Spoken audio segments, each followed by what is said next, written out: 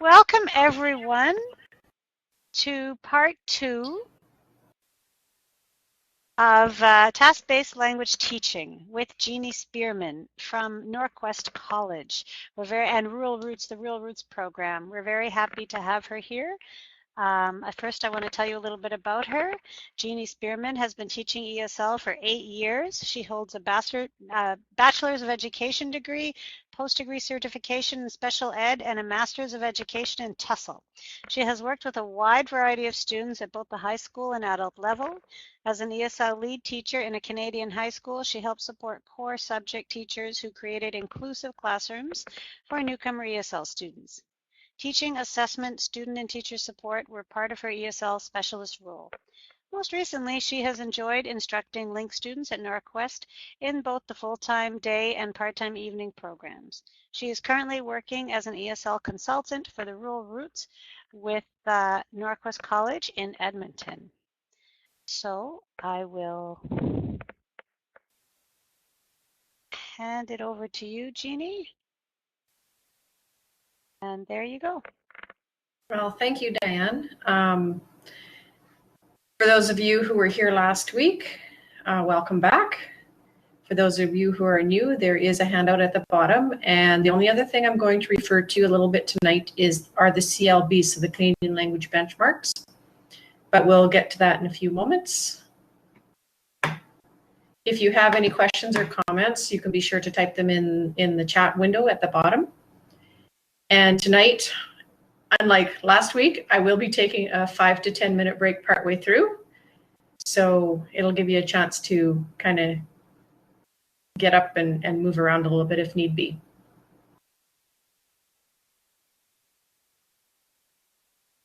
So in this part 2 of the webinar, we are going to look at something a little different. During part 1, we have covered what is a task and what task-based language teaching is. So in this, then we also went to part 1B, where we looked at Noonan's framework and task design principles. This week during part 2, we're going to put what we know into action as we look at designing and assessing some task-based lessons.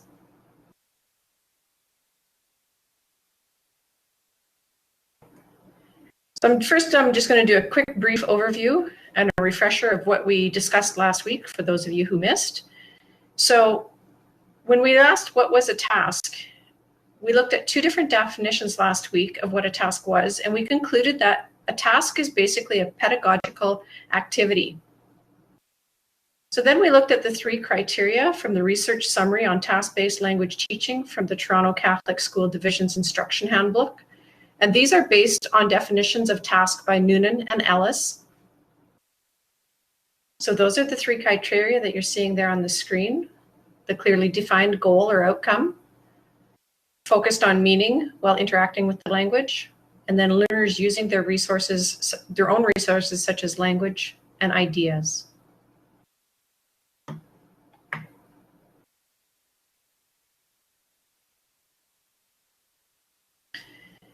Then we looked at what task-based language teaching was, and we discovered that task-based language teaching is part of the communicative language teaching approach. And this is an approach to language teaching that places a premium on the negotiation and communication of meaning. Task-based language teaching focuses on what the learner can do with languages, and tasks are the units of instruction, and language is used in the class is similar to the real world.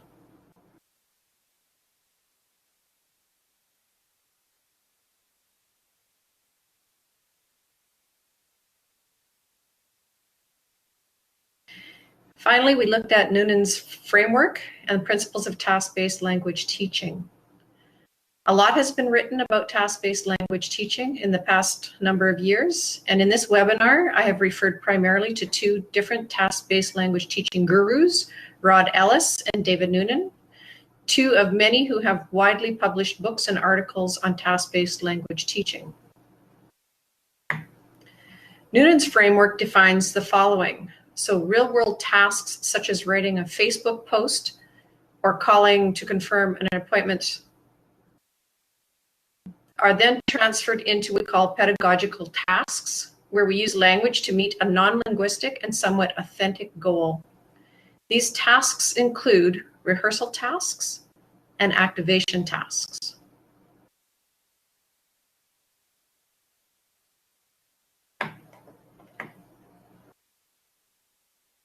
After these tasks, we also have what we call enabling skills. And these are used to build the language skills and knowledge needed to complete a task. And there's two different types of these that we talked about. We talked about language exercises, where the focus is on lexis, phonology, grammar, and function. And then we looked at communicative activities. So they have some elements of meaningful communication, but they may also be manipulating form. So does anybody have any questions about this little part of the review?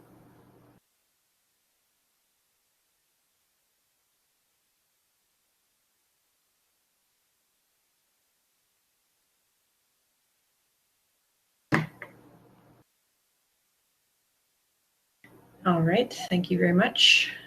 So now we're going to look at part 2 of this webinar series, and it is going to be on designing.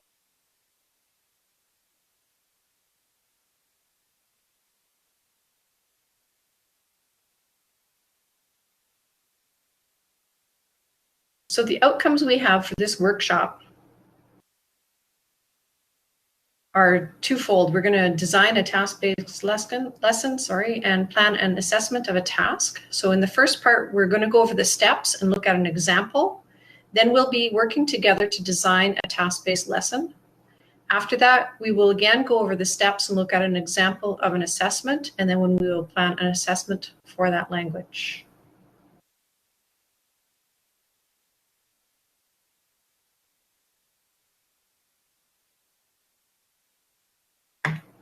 So first of all, I kind of want to do a quick brief overview of the Canadian language benchmarks.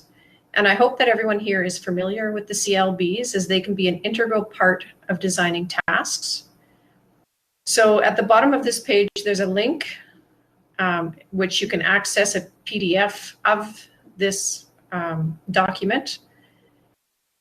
And it's not necessary that you go and look at it now, but I'm really hoping that most people are familiar with it. And at the end, near the end, I'm going to show just a couple of examples from that. And so that'll come later on in the webinar. So the nice thing about language benchmarks is they're task-based. So the notion of a language task, so a communicative real-world instance of language use that's used to accomplish a specific purpose in a particular context, is central to the CLBs. When instructors and assessors describe communicative language ability, they are describing a person's ability to accomplish communicative language tasks for particular contexts. Accomplishing communicative tasks provides the learner, instructor, and assessor with demonstrable and measurable performance outcomes. The CLB also stress community, study, and work-related tasks. And language is used in specific social contexts with particular individuals. The situation and the relationship of the individuals communicating in those social contexts may require the use of different cultural or pragmatic conventions. In addition, specific background information and prior knowledge may also be necessary to carry out particular tasks in specific social contexts. Language instruction and assessment practices need to reflect contexts that are relevant and meaningful to learners within community, work, and study settings.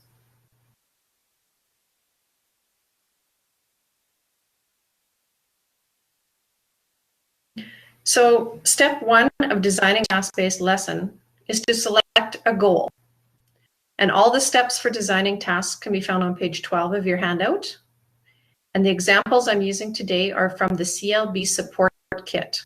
This is another very useful resource that can be found online by Googling the Canadian Language Benchmarks, looking under the resources. So if we select a goal and connect it in some way to real life of the or interests of the learners, there's an example here of reading a personal email from a friend containing an apology. So once we've selected that, We look at step 2, which is to relate the task to a CLB skill level and competency. So for example, understand simple personal social messages, such as invitations, thanks, apologies, quick updates, and arrangements within predictable contexts.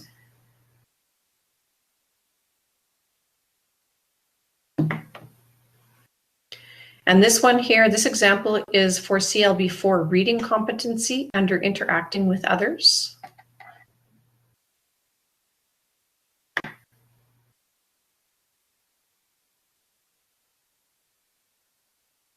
Then in step 3, we do a task analysis.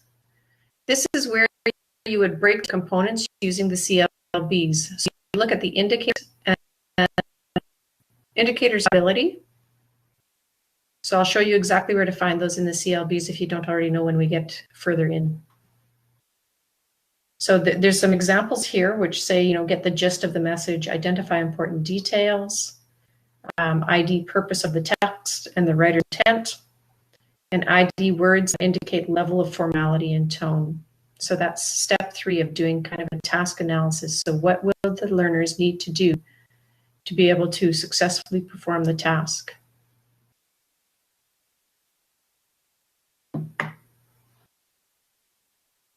So then we have to develop a task so that the learners can demonstrate what they are able to do.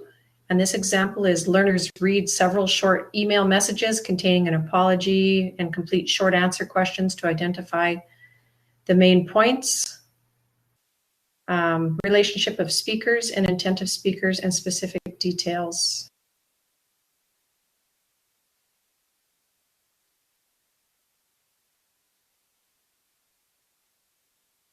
That.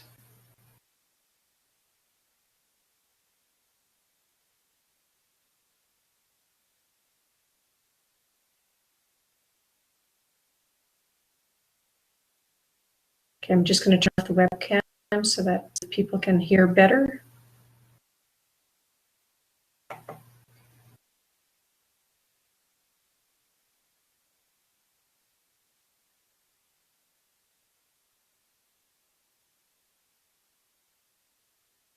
Then finally, step 5 of 5 is to plan activities that help learners develop the skills and language necessary to complete the task. So for example, you could brainstorm for various phrases and words used to accomplish, or sorry, used to apologize, and then using those words and phrases in role plays.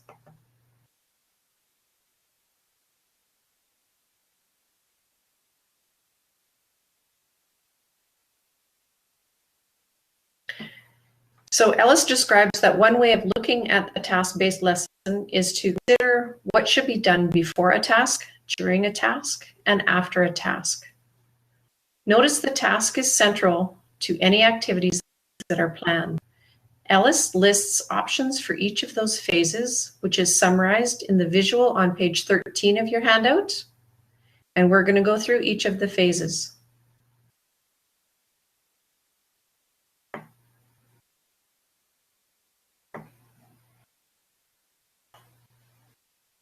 So on this slide, we are looking at the pre-task phase, and it prepares the learners to perform the task. So some of the things can include working through the task as a class with some support, viewing a model of the task being performed,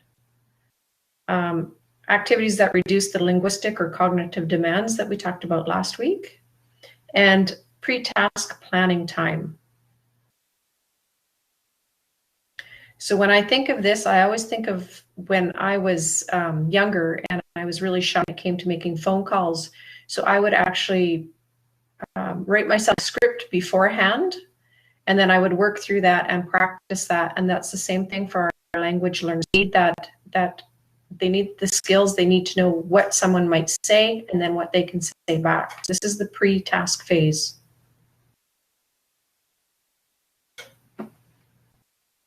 Then we have the during task phase, and this is where we sequence our activities.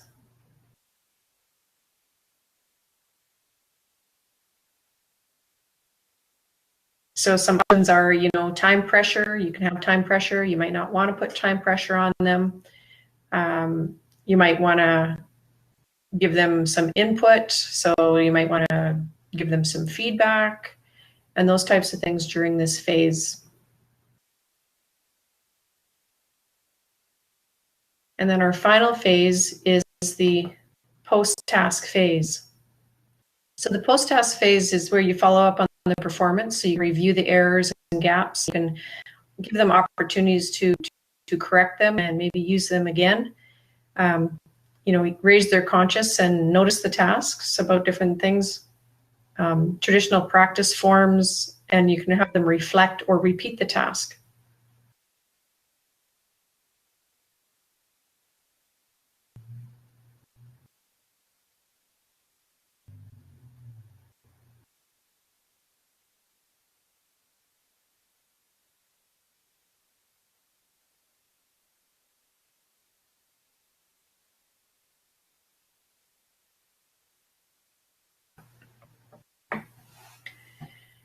So again, in your handouts on page 14, there's a lesson called Greet Customers, Take Their Orders, and Suggest Drinks. So I'm going to give you 5 minutes to look that over, and then we're going to discuss the questions that come up on the bottom here. So again, page 14 of the handout.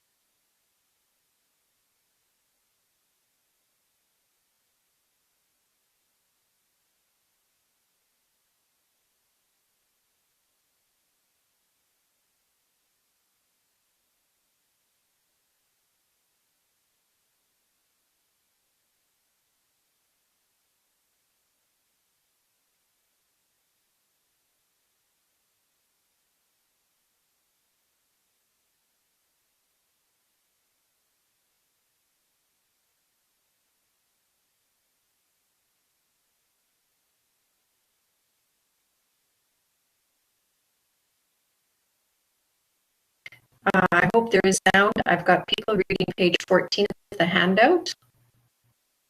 So Ming, I hope you can hear me.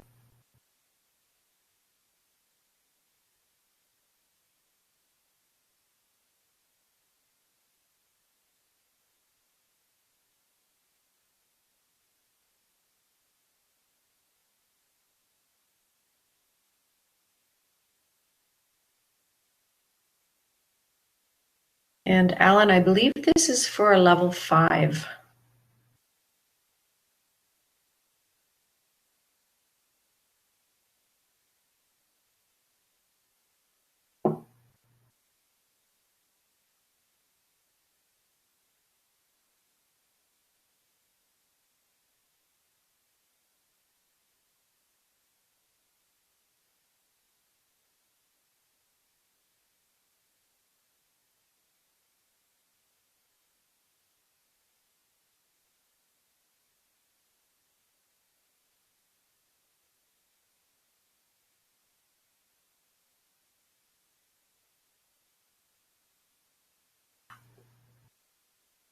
So I'll just give a few more minutes for looking over that lesson or that task on greeting customers on page 14.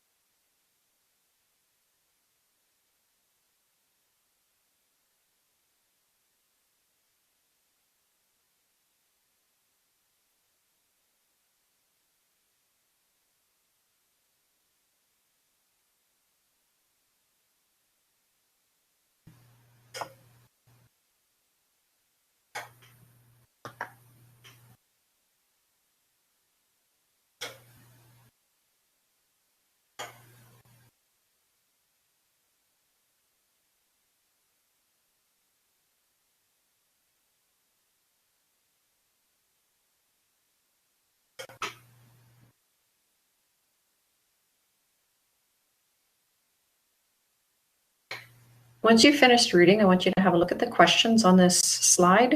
And the first one is, what is the purpose of each of the pre-task activities?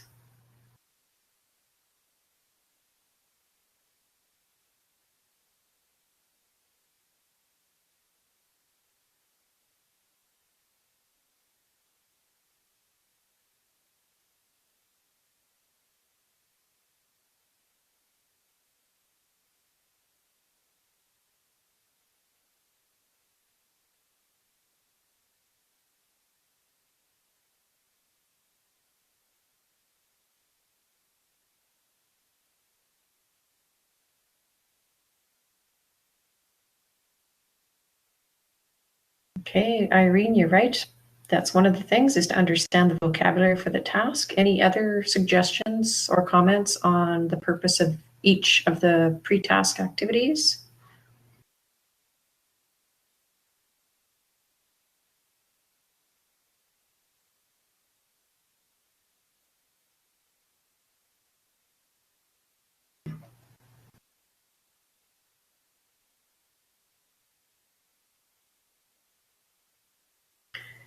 Catherine, the grammar lesson and verb forms for clarity in the conversation. That's good. Get familiar with the criteria for success. Absolutely. Identifying the communication functions necessary for the situation. Prompt fluency, strategic competence. And Sabrina, yes, it's in the handout. Familiarize students with the real life setting. Help the students to see what they know, don't know, and need to know. Absolutely. So how about number 2, for identifying the during task options? Would you make any changes? Is there anything you would do any different for the during task options?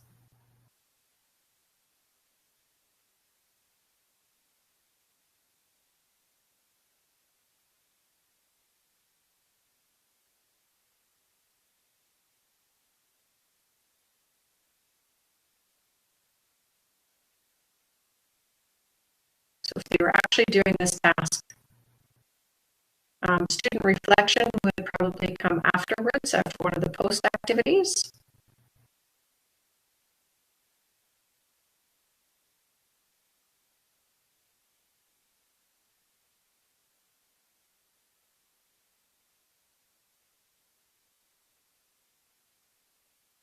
All right, so if we look back at what they talked about for the during task options, I'm just going to take us back there for a second. So the during task phase, these were some of the options that could have been included. So time pressure, so maybe they only have a few minutes to do something, maybe not. Maybe you give them help with the input during the actual task.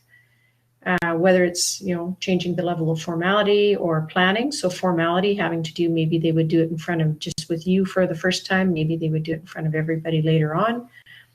Jeannie, sorry to interrupt. Can you start from Yes. the top of the slide again, because the beginning was quite choppy? Oh, sorry about that. I was just talking about the during task phase and some of the options. So for this, we could do the same types of options that could be included at this stage. Putting a time pressure on. So basically saying you have so many minutes to do this.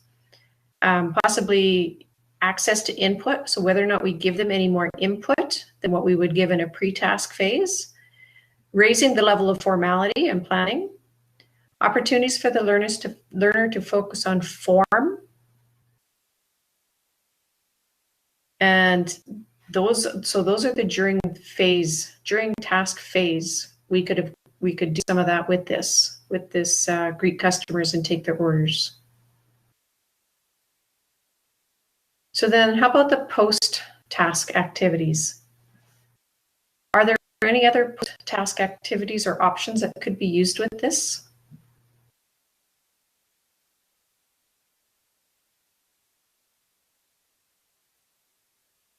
Carol, I like that for your during task. Do it in groups of 3 where one student is an observer. Doreen.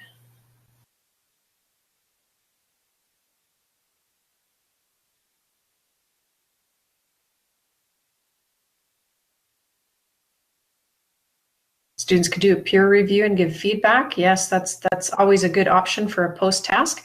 I kind of want to go back to what Carol, no, 1 second. I just saw something that somebody said, oh, give an example of a difficult customer. So that's kind of raising that level of anxiety in them. And that's always a good thing to do and how they would deal with it. So that's a good, basically during task thing that you could do to raise that difficulty level. And peer review and feedback, and we could also do some self-reflection. Yes, self-assessment.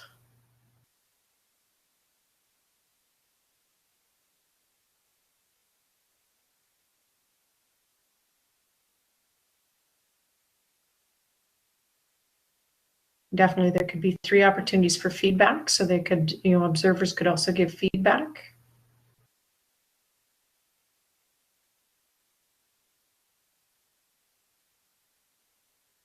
And even using it in real life.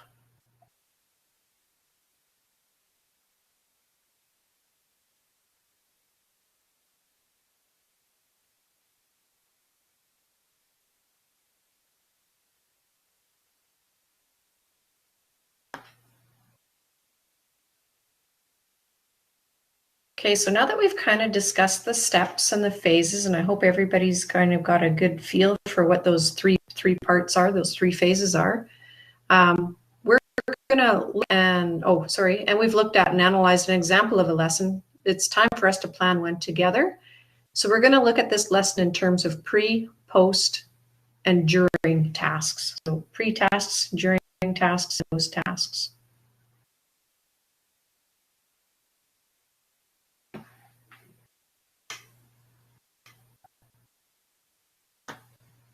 So normally in our workshops with Norquest, we would, break the groups into, we would break you into groups to do this activity.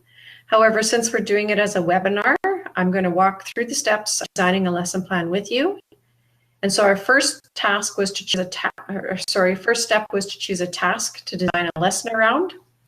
And I've chosen the following, which is phone work to request time off due to a minor injury or illness, because this is definitely something that I've found that students really do need to do. They even just need to phone their child's school to report an absence. So this is a crucial type of task that they need to learn how to do, and it takes a lot of practice sometimes.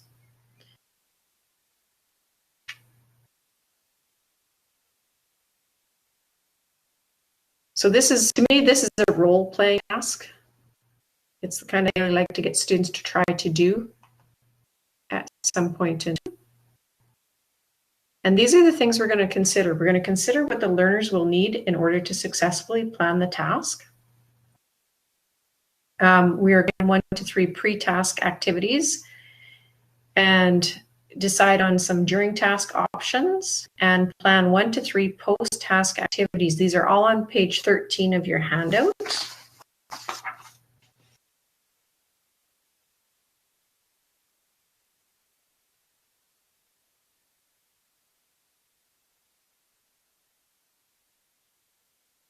So I'm just going to write the task in the chat box, and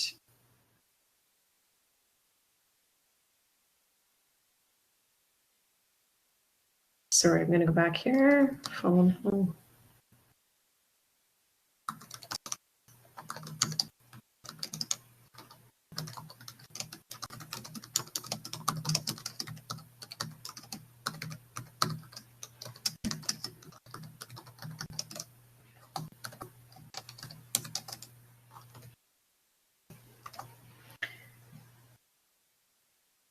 So phone work to request time off due to a minor injury or illness, and this is a CLB 4.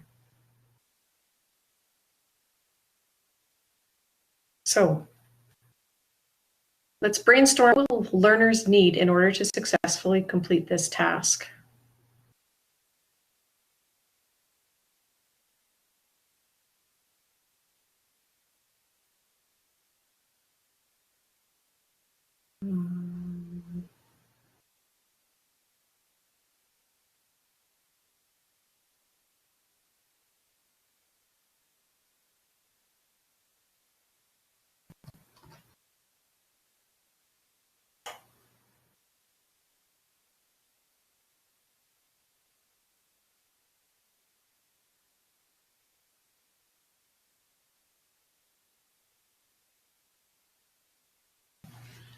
So we have lots of things here. We discuss how the phone may be answered, live person, machine, how you would react to either. And that's a really good point, because I know when answering machines first came into play, they would really throw me off. Like I said, I used to practice things like ordering a pizza when I was younger because I was shy.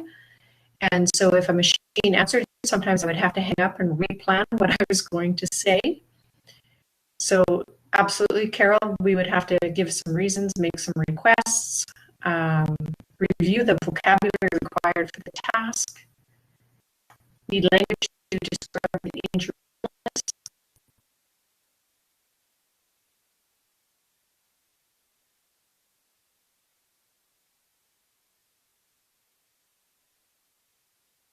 Language, the tone to use, yes. Brainstorms questions that might be asked, some telephone etiquette, some common expressions, proper information, making requests and asking questions, and asking someone to be more specific or to repeat themselves. So how about some pre-task activities?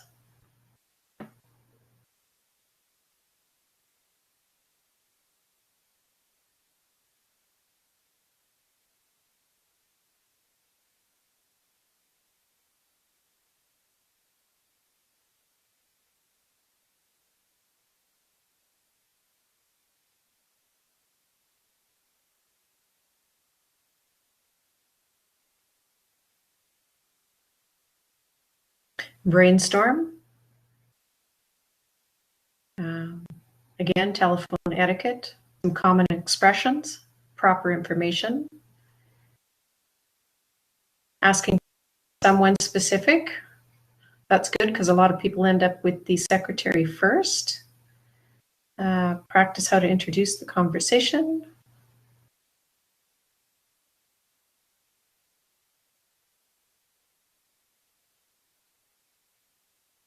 Oh, that was a little scary for a second. Everything went dark. Have students listen to model conversation.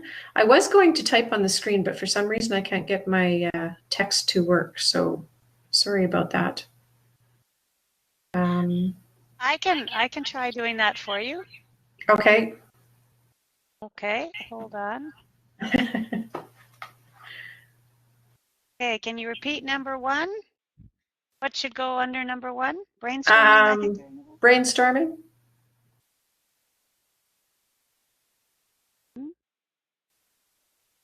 What else? So things like making a request, responding to a question, introducing the conversation, so absolutely starting conversation, modeling the conversation, talking about illness. And one of the things that I think is really important is using courtesy forms and structures, because as we know, we are Canadian and we do like to be extremely polite, and especially if we're talking to our boss. It's a long list here. Yes, sorry about that. If we just do maybe one more.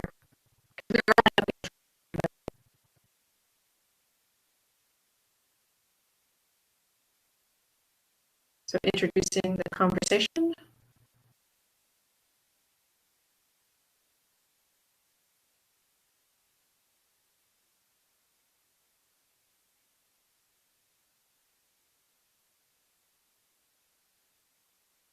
Oh, I see. Okay. Making it's not working. Yeah, I put too much in there on a too big of a font. I'm trying to figure out how to make it smaller. Okay, number two will be a smaller font.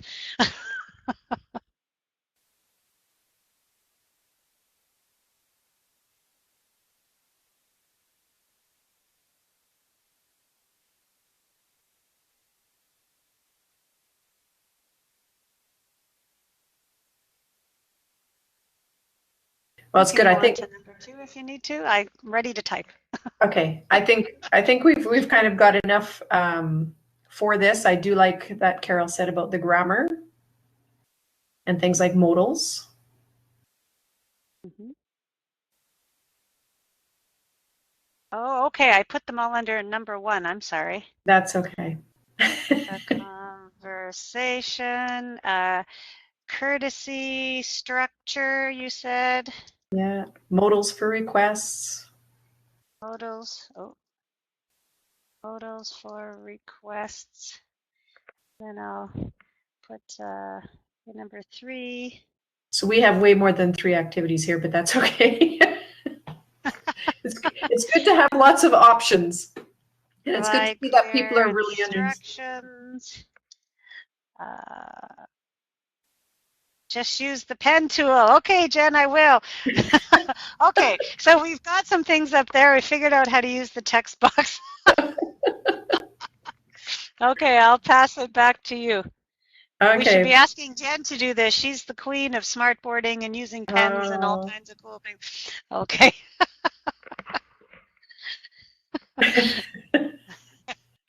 yes, well, some of us are technically challenged, so we're doing the best we can. Um, so let's look at some during task options.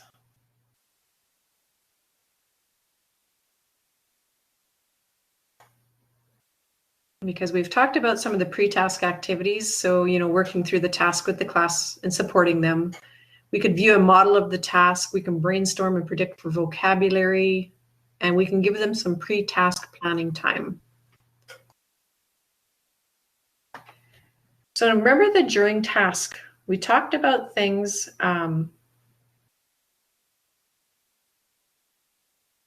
we talked about some things like putting some time pressure on it, maybe less access to input, maybe upping the level of formality.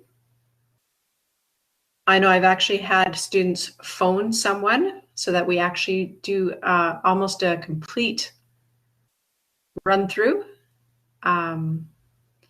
So give opportunities for the learners to focus on form implicitly through requests for clarification and explicitly through correction of grammar. So this is a time when you can really work on doing the task, but giving them some things to make it seem a lot more real.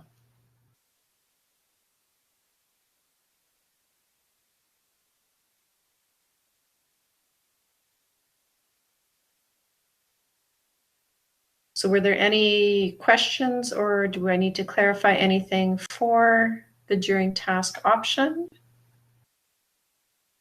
Catherine says, if you have access to 2 classrooms and can call different rooms, have students call the instructor or another student and have the conversation. And Jen says she has walkie-talkies. Oh yeah, that would be fun. I like the idea of also having students maybe record it so that they can play it back and actually hear what it sounds like. Oh, Carol, let's have students leave messages on the voicemail. Perfect. Practice different types of intonation and etiquette and different responses.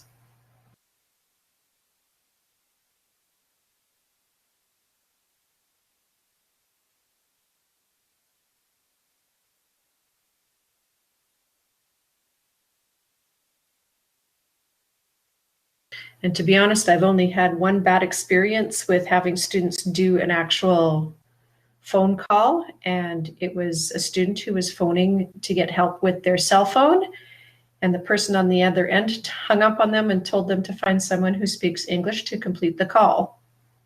So that was only the one only bad experience, but it did give the student a lot more motivation to practice their pronunciation. So we did a lot of that, and we finally had her redo the call and found a nicer service person on the other end, and it was great practice. What are voice treats?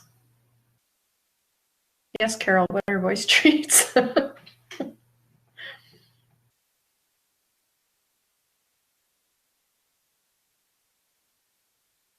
Or sorry, Ganel, what are voice treats? Oh, sorry, no treat.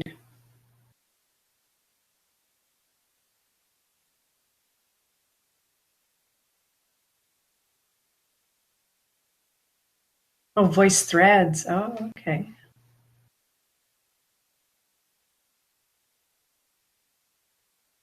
Mm. All right, so we have some ideas for some task options. We have our pre-task, we have our during task.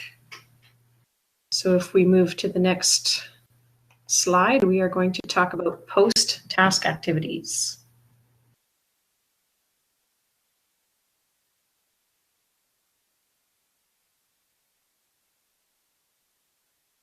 I was hoping for a treat too. Okay, so some post activities. We've already given them the pre-task activities of brainstorming, learning about maybe doing some language exercises with regards to modals and grammar structures. Now we've done some during task where we've actually created the tasks and tried them. Now what do we do for post-task activities? Reflect on the learning. Listen to the recordings for fluency, performance clarity, production clarity.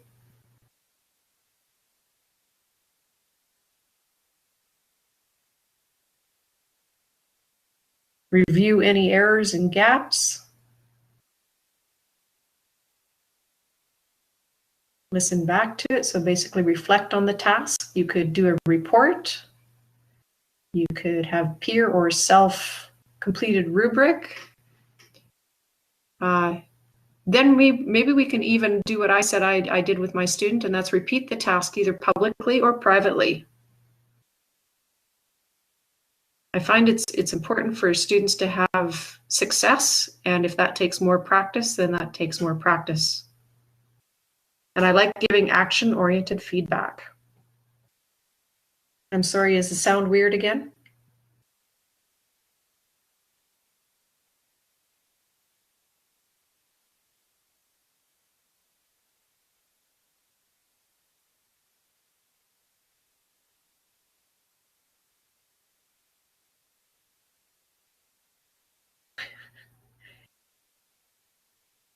When I did mine, I had a few share moments.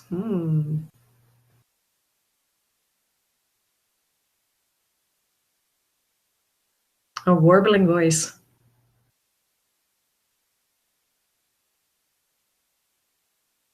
Observing and giving feedback to the whole class. So definitely, these are definitely the, do follow up, do feedback. And if need be, repeat the task.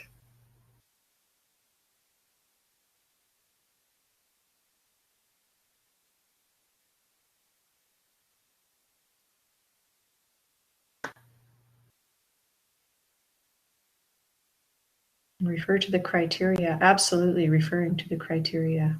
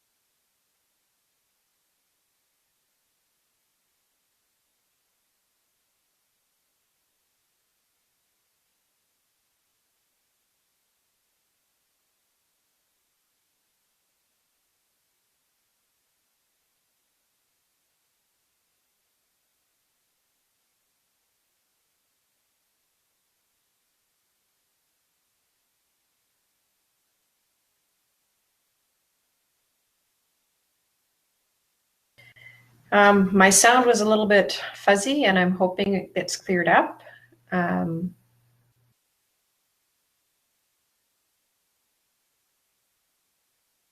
So I'm just going to quickly catch up on what you're saying here. But this is the discussion for our lesson plans. Would learners be adequately focused on meeting as they use the language to accomplish this goal?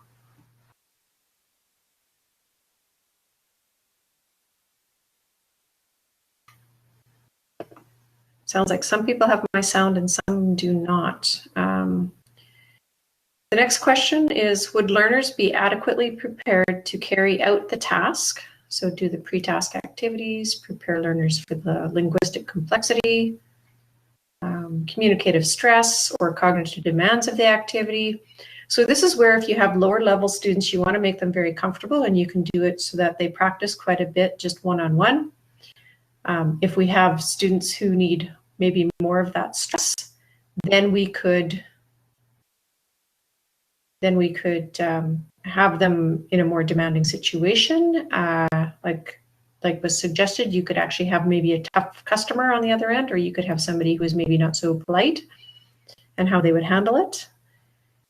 The next question is, would changes to the task make it more effective? So some planning time, some access to input. And then our final part of that would be, would post-task activities encourage learners to reflect on performance, improve accuracy, complexity, fluency, and provide opportunity to do it again?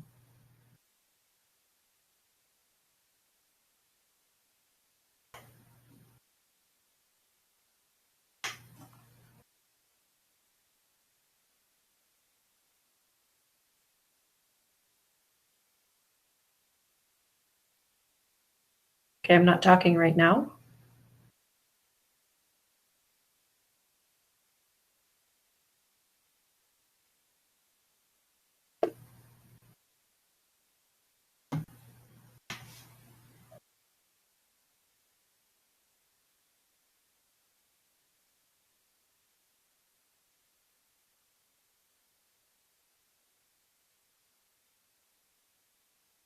So are some people hearing me and some people not hearing me?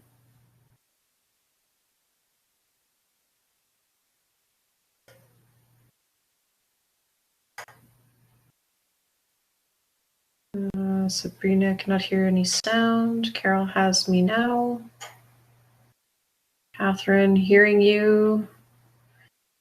Cut out repeatedly now and again. Well, it looks like lots of people can hear me and a few are having a few issues, so I'm sorry about that. Again, focus. Let's just focus on these questions on the page, and if anybody has any comments, please write them in the text box.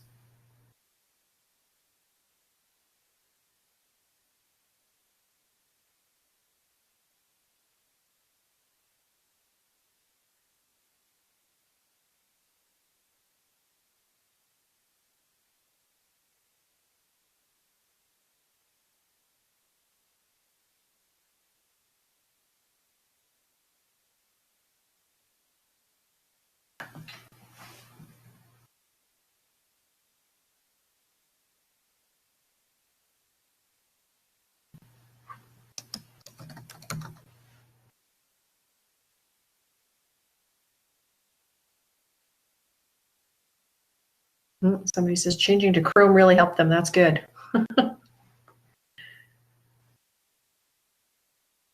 So are there any questions about this reflection on the lesson plans?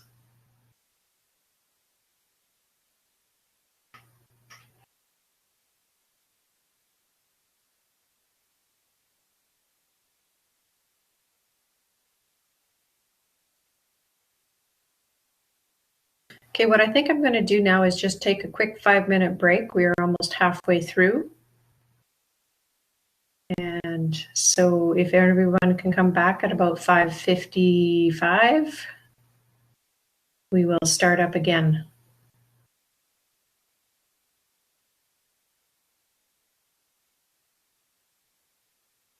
Oh, Hamid, what rote learning method? What are you suggesting?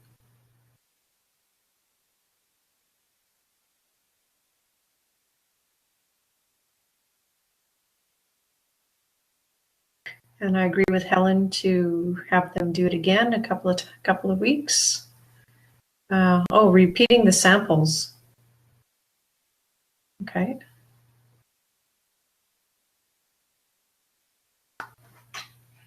I think lots of repetition is always good.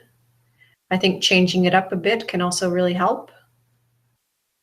So if we look at this where they're phoning in, maybe they have to leave a message. So that's another way to plan what they're going to say.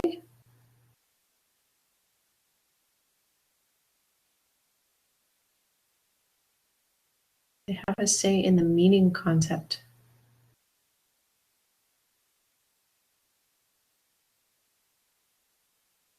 I'm not quite sure what you're asking, Hamid. Or are they just uttering what they hear? No, tasks are all about getting them to use their own language and resources that they have. So even though they're practicing and preparing, and it might seem a little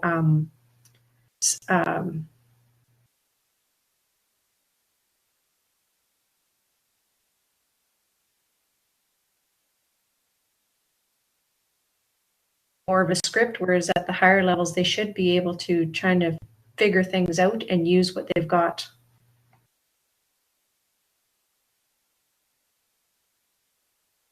And yes, definitely with a CLB1, it's essential to keep repeating tasks. I even think at the higher levels, it's good to repeat the tasks.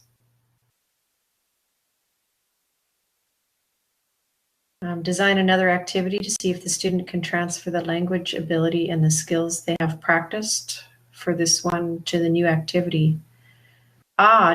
Definitely. And can you elaborate on that a little bit? How would you design another activity, Elka?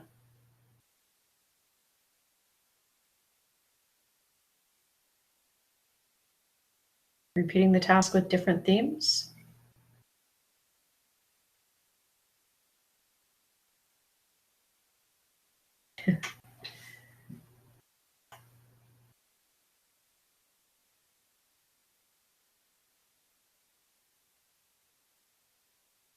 So I like the Elka's idea of designing another activity to see if the students can transfer it. And Farah, I find at my level with level 1, I do a lot of repeating, feel like a broken record sometimes. Elka, she says, maybe calling in the school and reporting a child's absence. Perfect example. Even phoning, doing what I did, phone to order a pizza. Phoning someplace to find out new activities that are coming up. Phoning to make a doctor's appointment. Calling 911. These are all really great suggestions.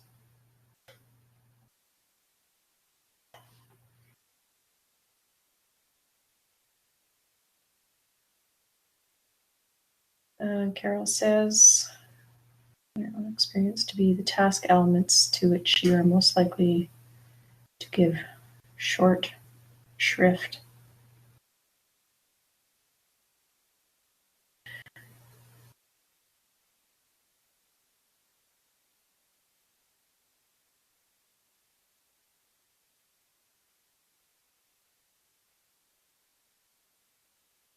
Elements to which you or others are most likely to give short shrift. Carol, I'm not quite sure I understand what you're asking.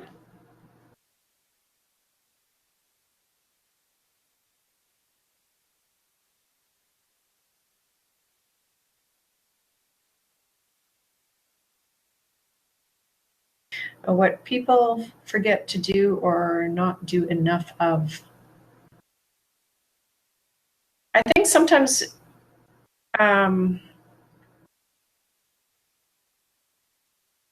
for me, the one thing that people might forget to do is give really good feedback. Within these tasks, and that's what we're going to be talking about next, is the assessment part. So it's creating a rubric so that you know exactly what you're looking for within the task and making sure that it's met. And there's always, I think there's always times when afterwards we think, we should have probably put that in as well. So we're going to look at that next. Right now I'm going to give everybody a 5-minute break. So I will be back in about 5 minutes. It is now 5:56 and I'm going to come back at about 6 o'clock.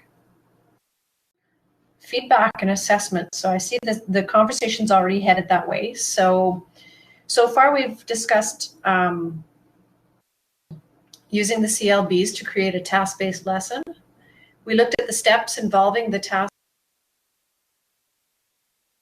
Oh, Oh. sorry about that. Sorry, I was trying to mute myself. Sorry. All right, I'm going to repeat that. So far we've discussed using the CLBs to create a task-based lesson. We looked at the steps involved in designing tasks. We looked at and used Ellis's pre-task, during task, and post-task design to examine an example lesson, and then used it to create a lesson plan together. Now we're going to move on to the feedback and assessment phase of a task-based lesson. So if we look again at that Greek customers take orders on page 14 and 15 of your handout. Oh, sorry, I think I've gotten ahead of myself. No, I have not. So assessment in task-based language teaching really focuses on assessing what learners can do with language. That is, on whether they can accomplish tasks, not on how they can manipulate the language. Therefore, an assessment in task-based language teaching is not a grammar exercise or a vocabulary test. Instead, it focuses on a learner's ability to do a listening, reading, writing, or speaking task.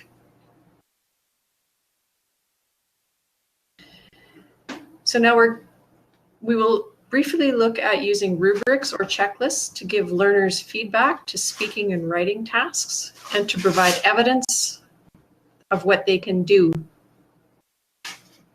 If we look back at that again at the greet customers, take orders, and suggest drinks lesson on page 14 and 15, the end of the lesson mentions a rubric that an instructor or a peer might use.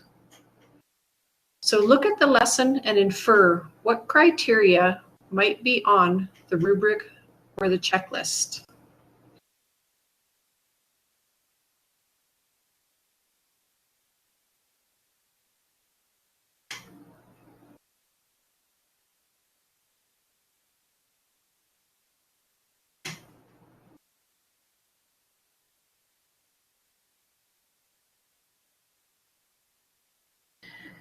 So you could come up with some holistic criteria, such as did he or she successfully greet customers, take their order, or make a suggestion, but more specific criteria can give learners more useful and helpful feedback.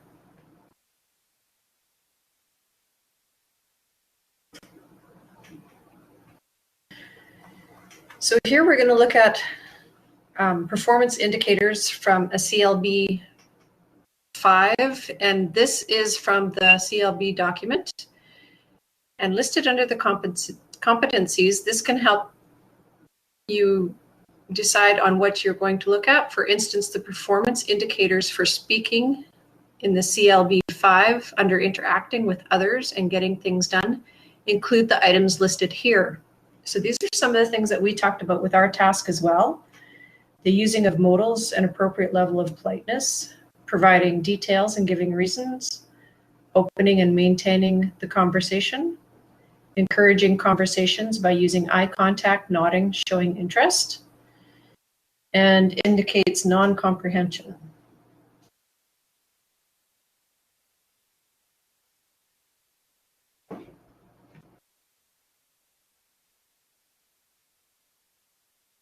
Also, criteria might be task-specific or based on what you taught.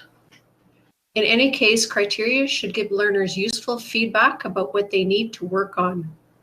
These criteria can be used for self-evaluation, so asking the question, did I? Or they could have peer evaluations and instructor evaluations. They can be in the form of a checklist or in a rating scale.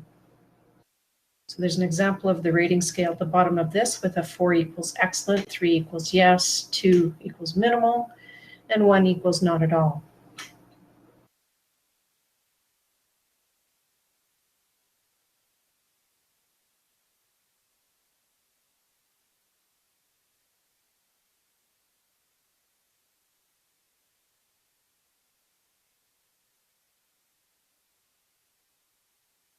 So this is a sample of a peer feedback rubric, and it's for the task of phoning a doctor's office to make an appointment, and it's from the ATESL curriculum framework.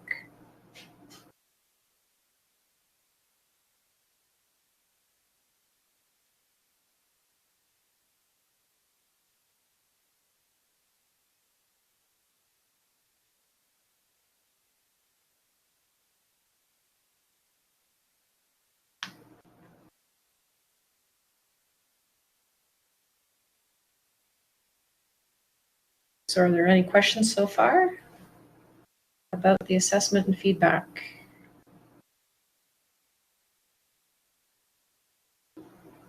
I myself really like using checklists and rubrics. In this way, students know exactly what they need to do.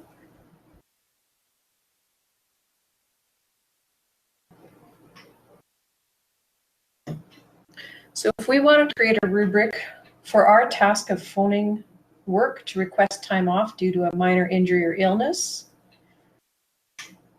we could use the following. So here it says we could look at the CLB level for speaking, and we could consider the enabling activities that you might have taught prior to the task.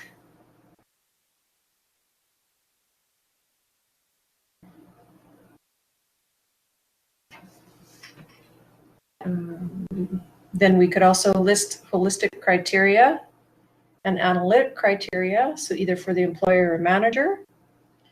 And then it says, how could you use these criteria and provide useful feedback to the learner and or evidence of what the learner can do?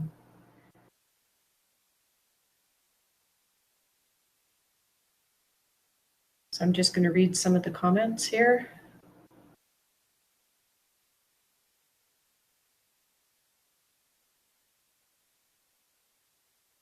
I think the peer would be assessing either of the people doing the role playing. So it depends on which role you would take. Catherine says that her students are really hard on themselves with checklists and rating scales. I think we're always harder on ourselves.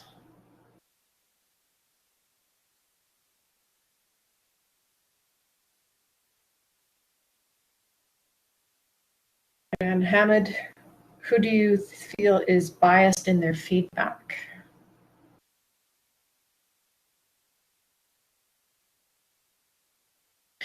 We do have peers share their feedback. I've always had peers who share, but they're always, we kind of do, and maybe this is a very, what we consider polite way of doing it, and that's always giving some positive with some suggestions for improvement.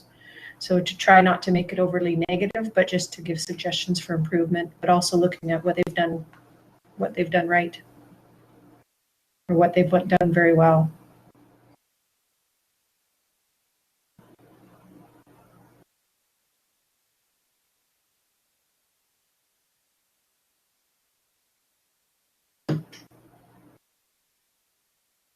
So once again, I'm just going to come back to this creating a rubric.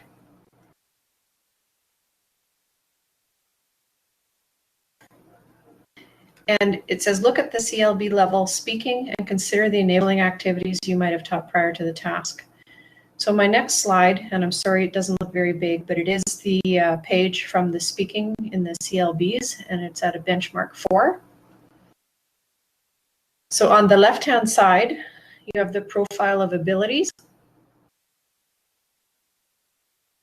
Oh, thank you so much, Diane.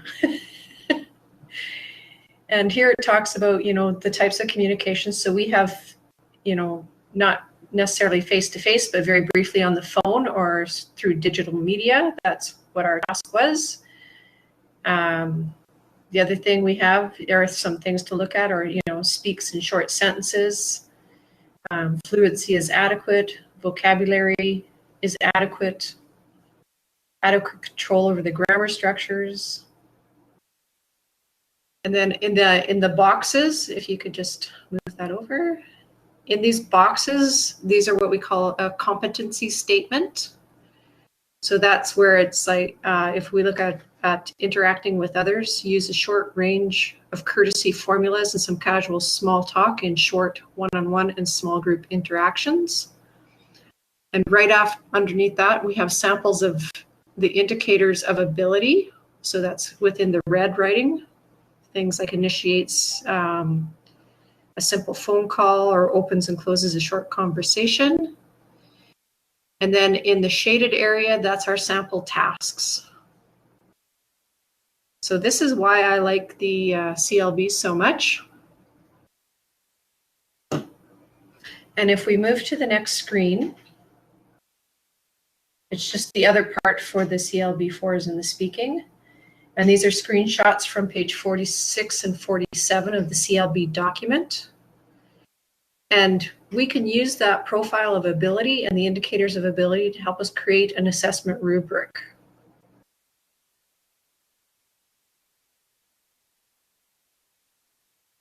So for if anybody has not seen the CLBs or has not used them, they are incredibly useful and helpful.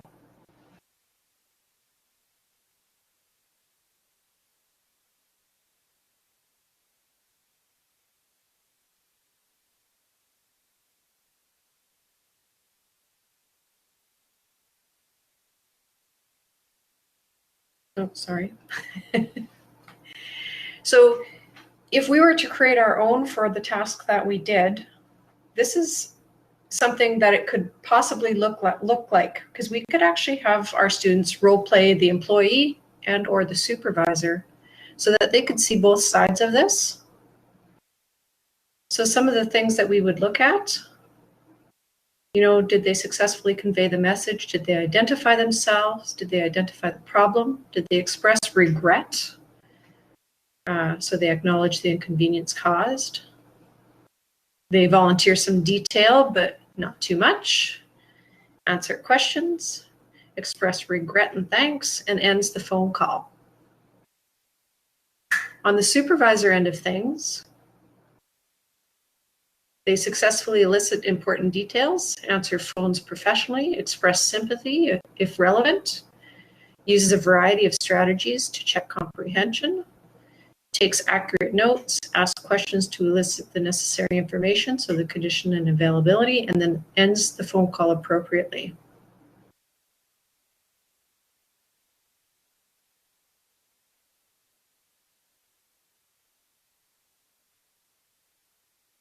To what degree did we do that, or did the student do that?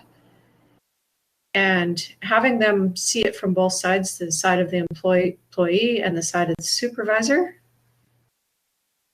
is very helpful, because I know when I make a phone call, sometimes it's good to plan and decide, even though you might not be able to totally rehearse it, you can kind of think of some things that the other person might say or might ask. Catherine says for the lower level literacy classes, she uses the can-do statements to determine the goals and uses similar exercise at the end of a unit to do a reflection, as well as reflecting weekly on what we've covered that week. Anyone else?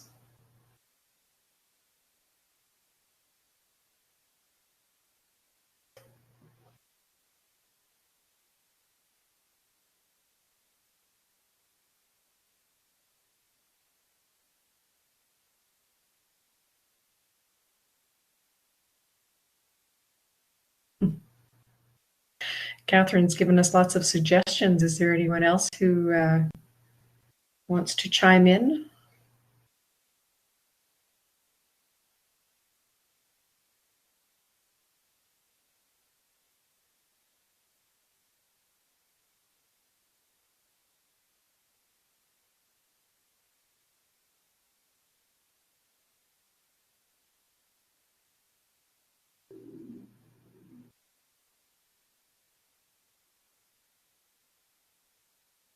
All right.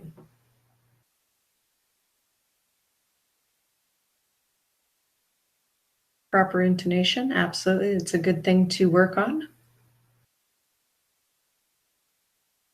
And definitely that could be added to both sides of this.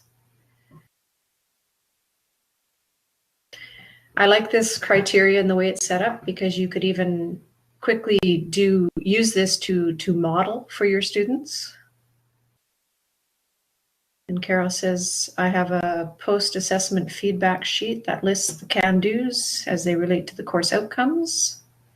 And each student gets this. At the bottom, there is space to write 2 things that they're good at and 2 things they want to improve.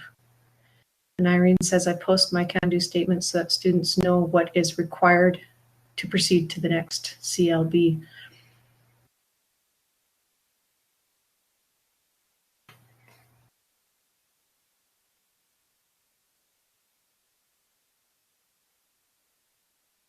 So does everybody see how they can be used for assessing your task and providing feedback for a task?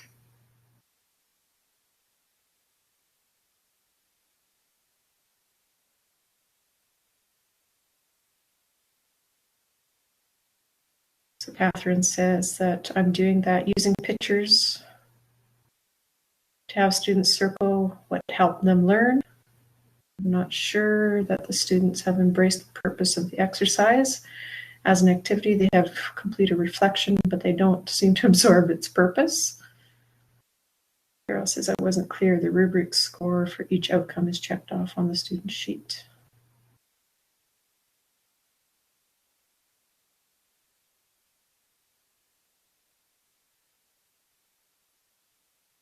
All right.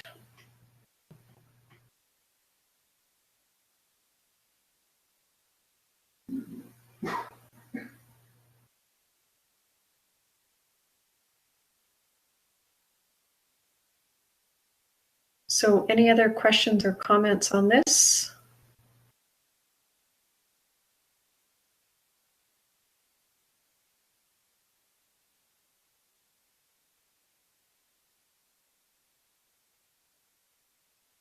Basically, we're pretty much at the end here. I'm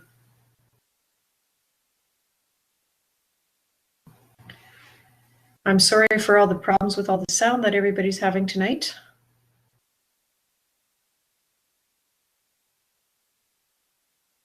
And Carol says it's an educational tool that's not usual in many educational cultures. Reflections can be a cultural issue. I think a lot of what we do comes from our Western teachings. So in this webinar, we've reviewed, what a task is, what task-based learning language teaching is. We went through the steps or process of designing a task-based lesson and assessing a task.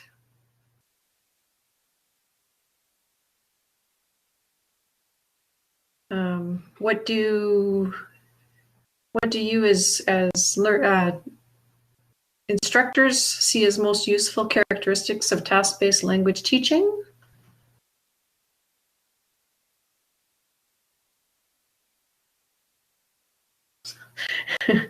Jen says, kind of boots that old English for no particular purpose concept.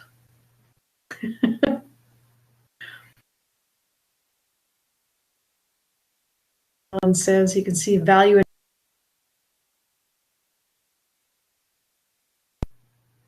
it. Definitely gets you to recycle a lot of the language within different situations.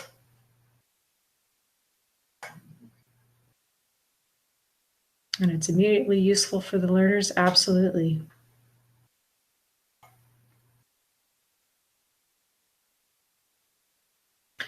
And Carol says that the most valuable thing is the connection to the real world. Students see the relevance and they construct their own meaning. Catherine says she liked that the learning relates to life outside the classroom. It has upped the motivation and attendance and attention in the class. but my learners still haven't got the idea of practicing or thinking about it outside of class. And then we have, I like seeing the rubrics using criteria that are indeed task-based rather than grammar, pronunciation, etc.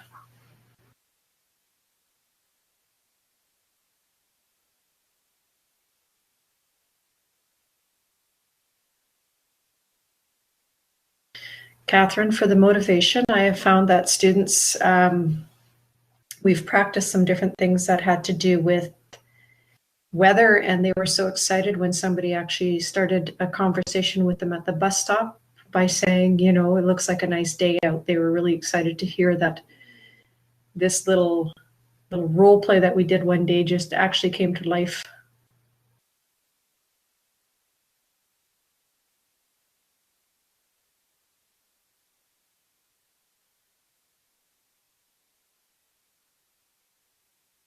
And Helen says, I asked that one of my assessments, do you think you could use this conversation outside my class? So true, Catherine. It's so interesting that they learned something so well, but they can't see how it's applied to a different situation. Most useful of this teaching will be the genuine practice of communication within the classroom, learning as it relates to real life. Oh, learners, Stephen says, learners are absorbed in the outcome of the task rather than the language learning. And Catherine says, yes, it's heartening when students arrive with evidence that they're of applying what they've learned. Everyone gets excited. And when students know that they can use it outside the classroom, they stay motivated. Took my students to Tim Hortons and did the real task. And that is the true test, is that when they can actually go out in the real world and use what we've taught them, and it may not be perfect the first time, but they definitely get excited by it. I know for myself as a language learner, I like knowing that what I practice can be used, and it's not just memorization of vocabulary or practicing pronunciation. And we usually get our tasks from what students want to do. So then if we move on to the second one, do you think there's anything that we would consider a red flag that's related to task-based language teaching?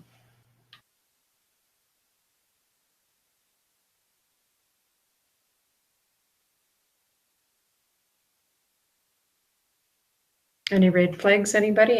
Anything that they find concerning?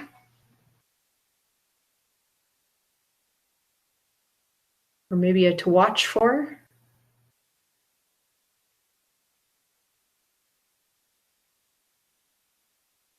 Catherine says a lot of the vocabulary needs to be adjusted down creatively by low-level language instructors.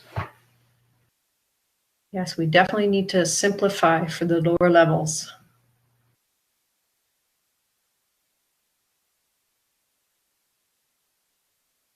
Noreen says, I think task-based teaching is interesting and can engage students much more. Irene says, don't discuss politics or religion because those are red flags.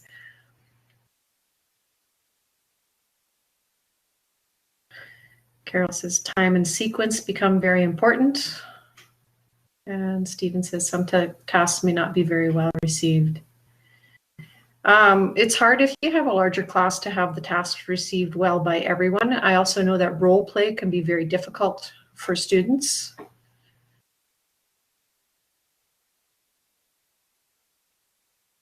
And Alan says, sometimes students have bad habits to be corrected, even if they can demonstrate fluency by completing the task. And peer reflections can be challenging.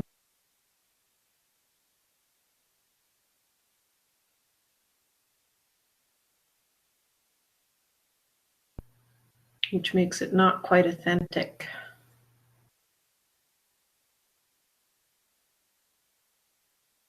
On how to deal with cultural issues.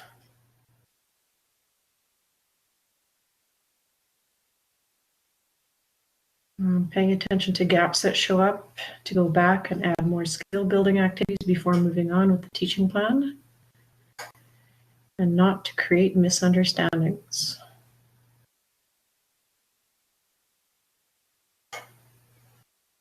Definitely a lot of very interesting things to keep in mind and to think about for peer assessments.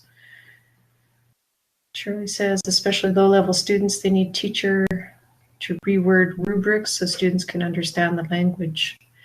Yes, and low-level students, sometimes you need a lot of visuals as well with your rubrics, or some kind of an icon. And Carol says, I think that low levels one can't always be authentic, more like on the way to authentic or bits of authentic.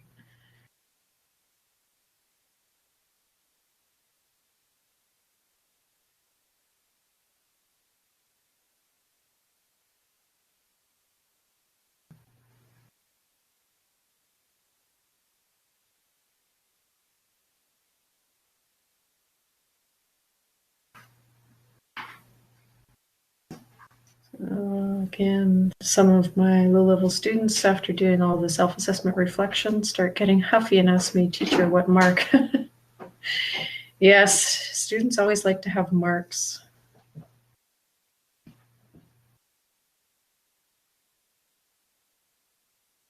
And the connection to real life is absolutely the important part. Tasks are good for low-level students to see how language is used, but I agree, shorter ones, yeah. So lots to consider, especially with the lower levels. It is a little bit more difficult.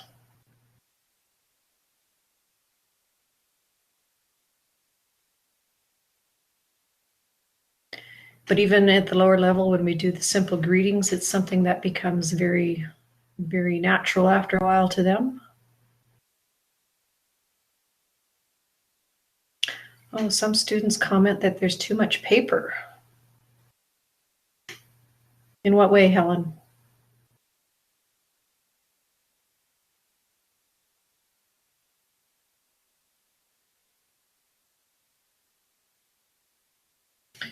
And yes, Irene, multi-level classes, there's definitely consideration to be made, but there are also tasks that can be made and adjusted for the various levels within the class.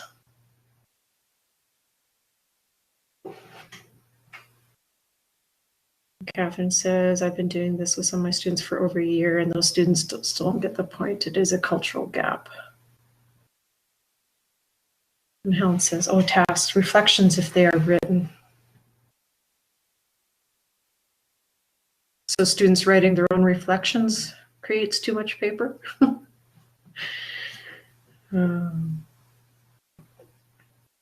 Sometimes. Cultural gap and the age is the big issue.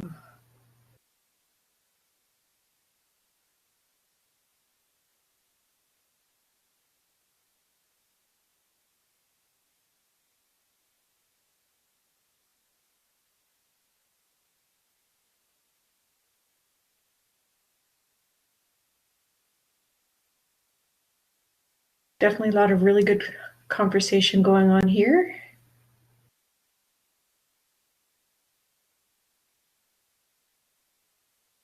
Carol says, what mark? Is the assessment or activity given feedback before the reflection? This is a transition and the reflection is abstract.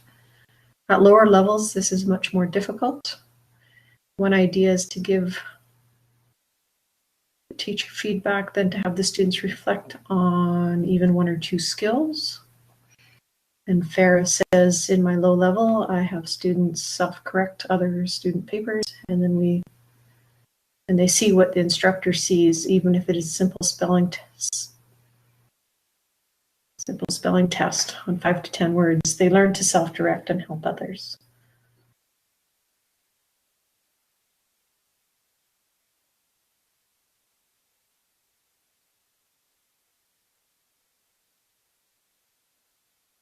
That real learning only occurs when it's teacher-led and lecture style.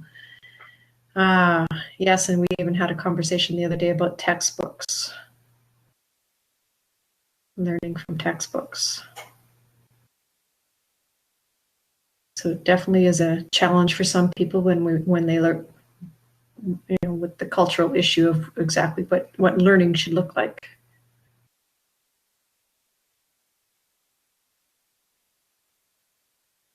All right, and then the last thing on my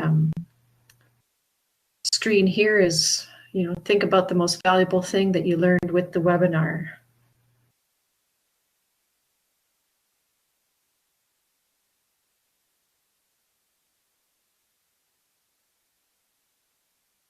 So Catherine says, she's got a literacy CLB1 class that she was talking about for the cultural gap and challenge.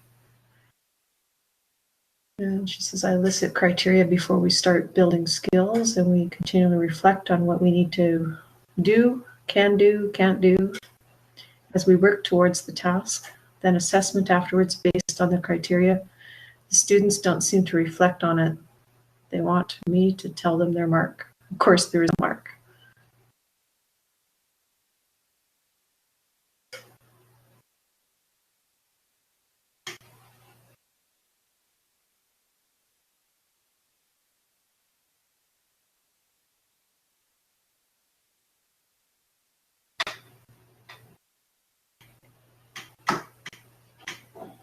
And Ganel says, is this for the most valuable thing about that the students are free of language control?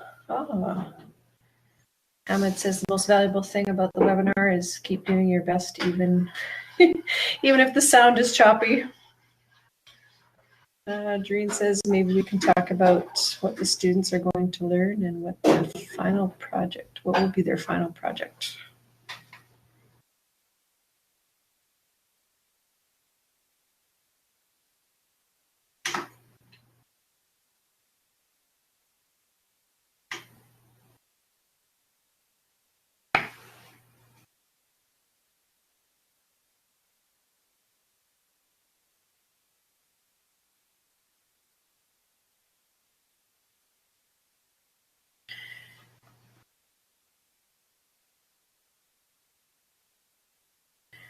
So Diane, basically that is all I have for tonight.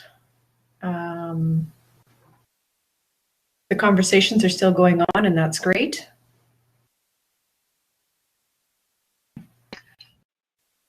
Thank you very much, Jeannie. Oh,